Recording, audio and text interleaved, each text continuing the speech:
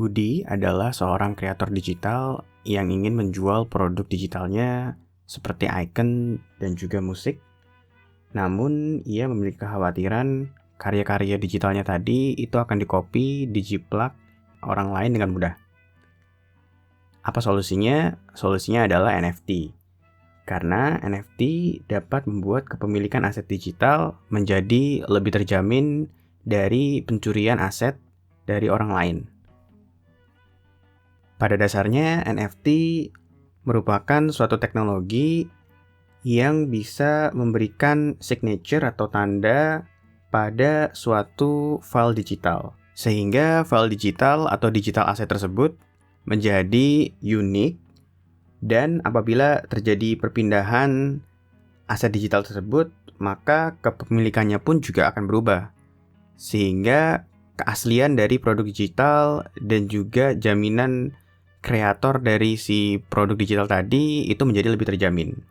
Hal ini terjadi karena suatu aset digital yang sudah dikonversi menjadi bentuk NFT itu mencatat siapa pemilik pertama dari aset digital tersebut. Kemudian, jika aset digital tersebut berpindah tangan, maka tercatat juga siapa pemilik sekarang dan juga pemilik sebelumnya.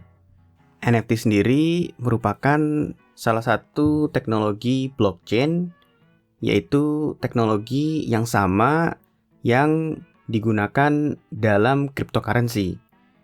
Sehingga proses NFT ini bisa menghasilkan token yang mirip dengan proses cryptocurrency. Biasanya pun NFT ini itu berada pada cryptocurrency Ethereum, walaupun ada cryptocurrency lain yang juga dipergunakan dalam produk-produk NFT. Namun kebanyakan ada di Ethereum buat si NFT ini. Nah, ada perbedaan mendasar yang terdapat antara NFT dan juga cryptocurrency. Walaupun keduanya merupakan suatu proses yang sama dari suatu proses blockchain, tapi perbedaan mendasarnya adalah pada token NFT sifatnya adalah non-fungible token, seperti namanya NFT. Nah, sedangkan pada cryptocurrency, sifat dari token yang dikeluarkan atau dihasilkan adalah fungible. Apa sih bedanya fungible sama non-fungible? Supaya kamu lebih paham lagi, aku bisa kasih analogi kalau misalkan fungible itu adalah suatu produk atau barang yang bisa dibagi-bagi yang nilainya sama. Contohnya nih, kalau kamu punya uang Rp100.000 dalam bentuk satu lembar Rp100.000 setara dengan uang Rp50.000 dalam bentuk 2 lembar, di mana nilainya sama-sama Rp100.000, namun bentuknya aja yang beda. Yang satu adalah satu lembar Rp100.000 dan yang satu lagi adalah 2 lembar Rp50.000. Nah, kalau non-fungible, kamu bisa bayangkan misalkan kalau ada suatu lukisan terkenal nih, misalkan anggap aja Mona Lisa. Nah, Mona Lisa ini bisa aja di-copy, baik dilukis ulang atau misalkan juga di fotokopi misalkan ya dengan teknologi-teknologi tertentu. Akan tetapi hasil kopiannya tadi itu tidak sama dengan lukisan Mona Lisa asli yang pertama kali dilukis. Jadi ketika kamu beli kopiannya, maka produk yang kamu pegang adalah suatu produk lukisan yang berbeda. Nah, ini adalah yang disebut sebagai non-fungible. Hal ini juga berlaku pada token cryptocurrency dan juga token NFT. Dimana kalau misalkan token cryptocurrency itu sifatnya fungible.